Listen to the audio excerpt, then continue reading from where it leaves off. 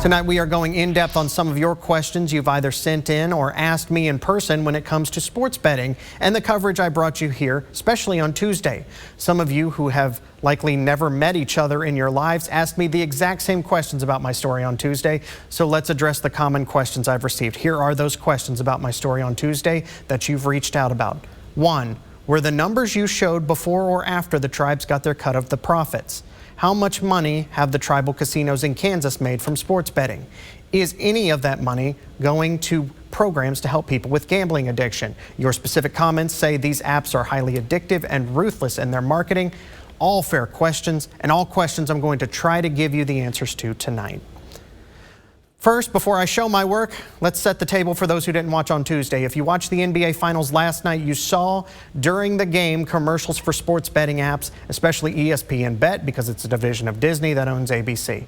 Oddly enough, when those ads came on here in Oklahoma, that was our signal. We had at least 30 more seconds to finish getting that snack or a refill, because that's all we can do with those apps right now, unless you want to drive across state lines. Sports betting is legal in 38 states plus Washington, D.C. Oklahoma is not one of them. Most states allow for people to place their bets both in person at a casino and also online in an app that has a relationship with a casino inside their state. So long story short, as we've been saying, millions of people in the U.S. are betting on our team, the Thunder, right now, except actual Oklahomans.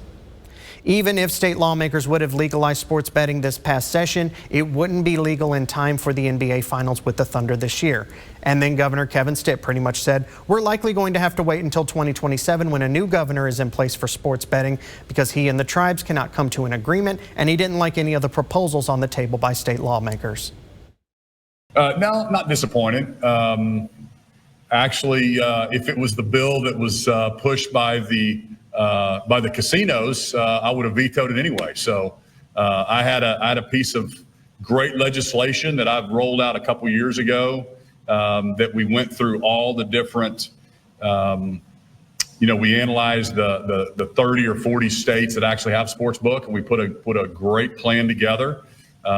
We've rolled it out, but it's more of a free market approach. And so, like I said in here before, I think the big casinos are the big bosses are waiting until I'm out of office to run that. So we'll see what happens in, I guess, the 27 cycle. Now that the table is set, let's get to your questions. During my story on Tuesday night, I showed you this data from the Kansas Lottery, who runs sports betting in Kansas, that shows when a team inside a state does well, more people pay attention and more people place bets on that team. Yes, we know the Chiefs are on the Missouri side of Kansas City, but Missouri sports betting is in its infancy and not fully set up yet, so no data is available. People in the Kansas City area also do what we do in Oklahoma and just drive over state lines to place their bets. But what the Kansas Lottery data shows us is that this year, as the Chiefs did better and went to the playoffs in the Super Bowl, more people bet, and so the state saw its revenue in collections increase from sports betting as well. Then when the Chiefs season ended, sports betting revenues went down back again, but remained slightly elevated because of March Madness. So here is what a monthly financial report looks like on sports betting from the Kansas Lottery. This is what I looked at to show you on Tuesday. It's publicly available. Yeah, lots of numbers here, lots of math. The Kansas Lottery requires sports betting apps to partner with a tribal casino. They don't have as many as we do, but you can see under casino and provider which casinos have partnered with which apps. The top part over retail that we've highlighted here for you is bets placed in person at a casino. The bottom is what happened online. This is just January's report. It accounts for everything. Total wagers, actual prizes rewarded, money deducted for promotional things like cash bonuses if you win, and taxes.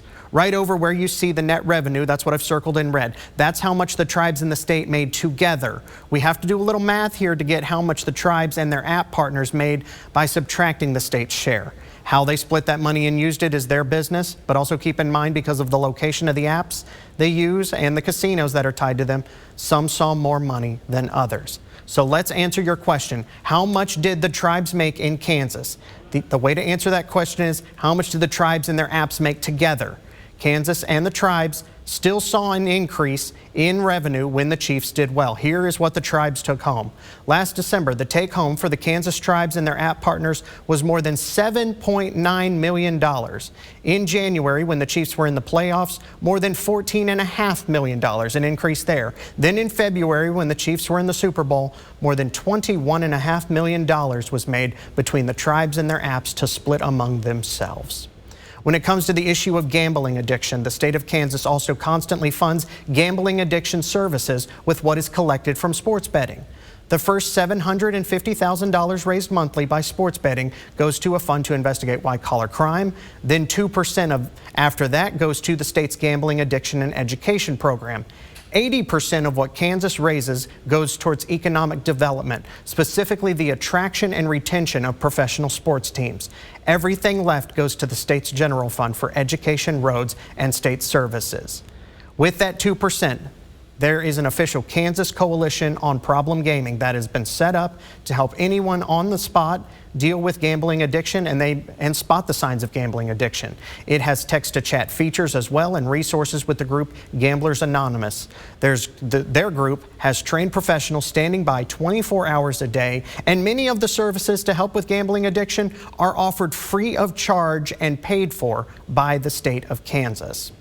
The state of Kansas has raised so much money from sports betting, it is actively trying to lure the Kansas City Chiefs and the Kansas City Royals to Kansas City, Kansas. And this just isn't about football and baseball. As I said before, this is about economic development. This is two organizations that have businesses, employees, and a ripple effect on our state's economy that we do not want to move to any other state. That was Missouri Governor Mike Kehoe, Missouri governor, last week announcing a special session of the Missouri legislature that is currently underway right now.